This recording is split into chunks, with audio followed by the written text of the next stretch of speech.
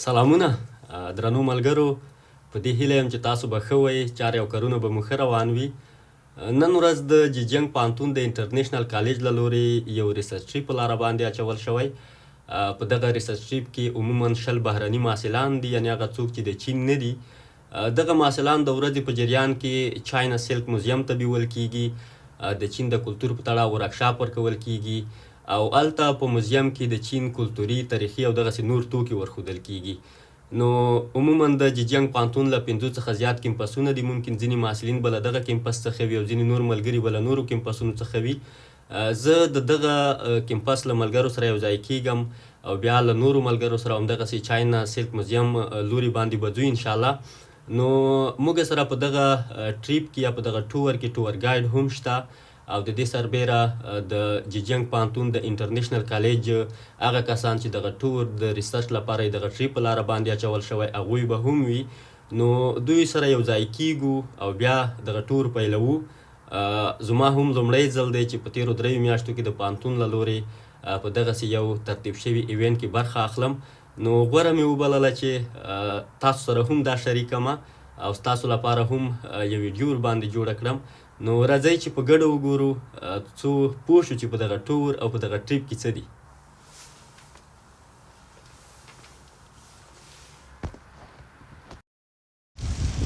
ملګرو، موږ د ټریپ یا د ټور له ملګرو سره یو ځای شو. تاسو وګورئ دا زموږ بس ده. نو نور ملګري هم راځي.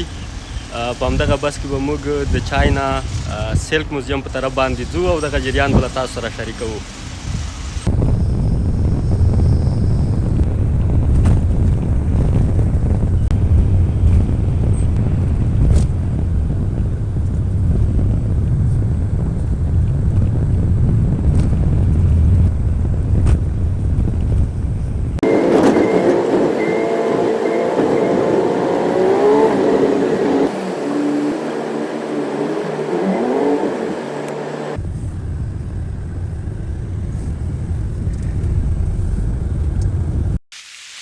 ملګرو، موږ راورسېدو.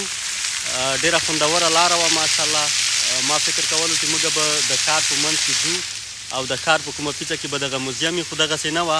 عموما غر، ځنګل، تونلونه او هغه څه چې زما ډېر خوښېږي. نو ستاسو لپاره مې هم د هغې ځینې شاټونه واچول. تاسو به هم کتلي دي او ما له دغه لارې څخه ډېر خوند واخیسته، په دې هیله چې تاسو به هم خوند پرې اخیستی وي.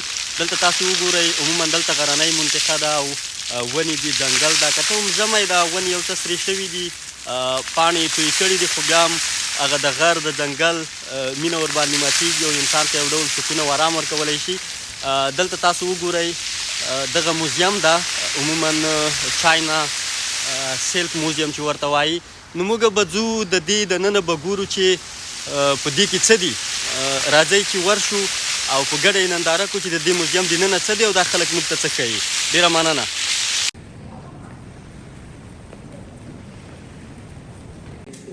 从周朝的时候开始呢，就有了非常重要的祭祀的典礼，就是在仲春时节，天子亲征南郊，皇后亲传北郊的一个节奏歌曲。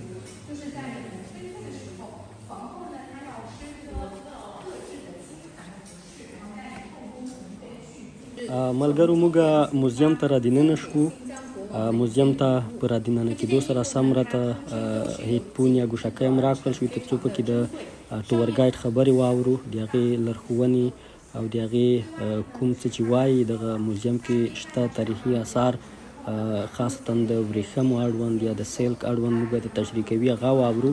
خو جالبه خبره دا ده چې موږ سره اکثریت بهرني محصلان دي او که څه هم ځینې پکې د مالیزیا، د ویتنام او همدارنګه د کوریا خلک دي. دوی له چینایي ژبې سره بلدتیا لري او ځینې نورې دغسې دي چې له وړاندې نه چین کې پاتې شوي دي، دوی هم چینایي ژبه باندې بلد دي، پوهېږي.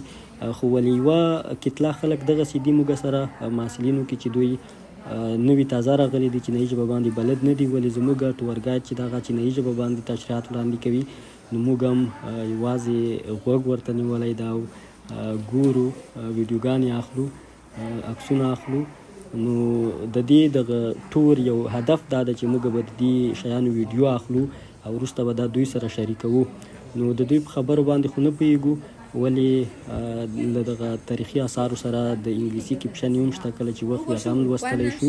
او د دې سربیره ګورو چې د چین د ورېښمو اړوند تاریخ د هغې اړوند هغه څه چې دوی سره دلته موزیم کې دي، او همدارنګه د هغه تاریخي ماشینونه یا له لرګیو څخه جوړ شوي هغه آلې چې د هغې په ذریعه سره دوی د ورېښمو دغه شیان اوبدل، د هغې کار یې کولو. نو دا ټول ګورو، تاسو هم راځئ دا وګورئ، په ګډه وګورو، مخکې لاړ شو چې مخکې څه دي.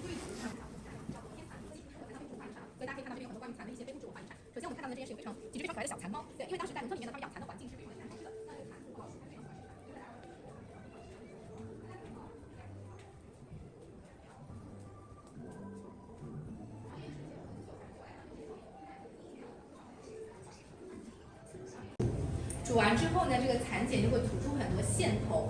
我们把这个线头呢绕到缫丝车的车沿里面，然后踩动下面的踏板，它就可以一圈一圈的把丝线给缫出来了啊。那我们看到这么小小的一颗蚕茧，它呢是可以缫出800到1000米长的一个丝线。ملګرو د دغه موزیم دغه برخه زما لپاره ډیره جالبه وه، فکر کوم ستاسو لپاره به هم جالبه وي.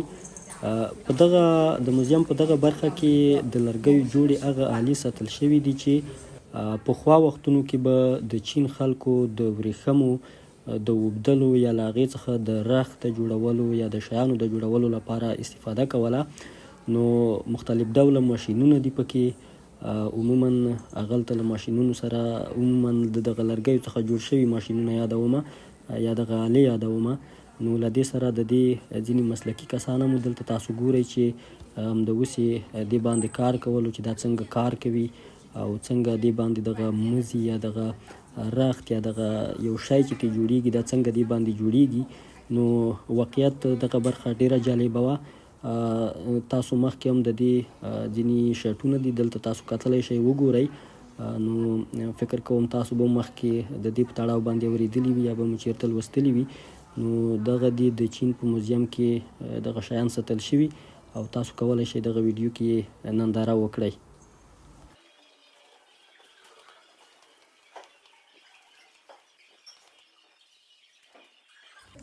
درنو ملګرو، موږ د چاینا سیلک موزیم دریمې برخې ته ورسېدو. عموما په تیرې برخې کې تاسو د ورېښمو لرګینې آلې وکتې چې هغلته ایښودل شوي وي، ساتل شوي وي. نو د دغه موزیم په دغه برخه کې عموما د نارینه او ښځینه اړوند هغه رختونه او هغه ډیزاینونه ساتل شوي دي چې هغه چین ته منسوب دي او د چین ساخته، د چین تولید ده. عموما دغه برخه هم د دغه موزیم ډیره جالبه وه. کله چې یو موزیم ته تاسو ځئ، عموما تاسو به موزیمونو ته تللي وئ، کتلي به مو وي. نو هغلته اکثریت زاړه شیان ساتل کیږي، تاریخي شیان ساتل کیږي چې د هغې په لیدو سره سړی تیرو وختونو ته ځي، تیرو فکرونو ته ځي او یو ډول دغسې فکر کې لویږي. نو د دغه موزیم په دغه برخه کې عموما ډیر ماډرن، ډیر عصري او ډیر نوي لباسونه ساتل شوي دي، ایښودل شوي دي. کله چې زه لومړي ځل لپاره ورته راننوتم او ومې کتل، نو ما فکر کولو چې زه د جوړو او همدارنګه د رختونو په کوم دوکان یا مارکیټ کې یم. نو تاسو هم وګورئ، دا ننداره کړئ. آیا تاسو فکر کوئ چې دا د موزیم یوه برخه ده، او که فکر کوئ چې په بازار کې د جوړو یا د رختونو د پلورلو په کوم دوکان یا کوم مارکیټ کې یئ. درنو ملګرو، زموږ د ننني ټور وروستۍ برخه ډیره جالبه وه. لومړیو کې د دې په تړاو یو لنډ ورکشاپ راکړل شو چې څنګه به پخوا وختونو کې چینایانو د ښځو رختونه په اصطلاح باندې رنګول یا هغوی ته به مختلف ګلان ور جوړول. د هغې لپاره عملا د رخت کوچنۍ کوچنۍ ټوټې راکړل شوې، هغې باندې مو خپل نومونه ولیکل. وروسته بیا د هغې لپاره تسمې راوړل شوې او د هغې په ذریعه سره مو هغه کلک کلک وتړل، یو څو ځایه هر چا د خپلې خوښې مطابق. وروسته مو نو دغه تړل شوي رختونه یا غوټې تاسو ګورئ چې مسؤل کس ته وسپارلې، هغې په رنګونو کې واچولې. وروسته یې بیا له رنګونو څخه کله چې راوویستې په اصطلاح پاکې یې کړې. نو هر چا هغه خپله غوټه خلاصه کړه او د هر چا هغه غوټه چې وه، نو څومره چې هغوی ښایسته تړلې وه، په همغه اندازه باندې پکې ښایسته ګلان جوړ شوي وو، ښایسته ښکارېده. نو که څه هم زموږ لومړۍ تجربه وه، ممکن زموږ هغه به دومره ښایسته نه وي راغلي، خو موږ سره چې کوم د ویتنام یا په اصطلاح د کوریا یا ځینې خپله دلته چینایان راسره وو، نو هغوی ډېر ښایسته دغه ګلان پکې راوستي وو، ډېر ښایسته یې دغه رخ تړلی وو. نو هغه کوم ځایونه چې تړل شوي وو کلک تړل شوي وو، البته هغوی ته رنګونه نه وو تللي، او هغه کوم چې کلک نه وو تړل شوي هغوی ته رنګونه تللي وو. درنو ملګرو، زموږ نننی ټریپ په همدغه ځای باندې پای ته ورسېده. دا د موټر کې یو بیرته د پوهنتون او د لیلي په لور باندې روان یو. په دې هیله چې دغه ویډیو به مو خوښه شوې وي او تر بلې ویډیو د خدای په امان.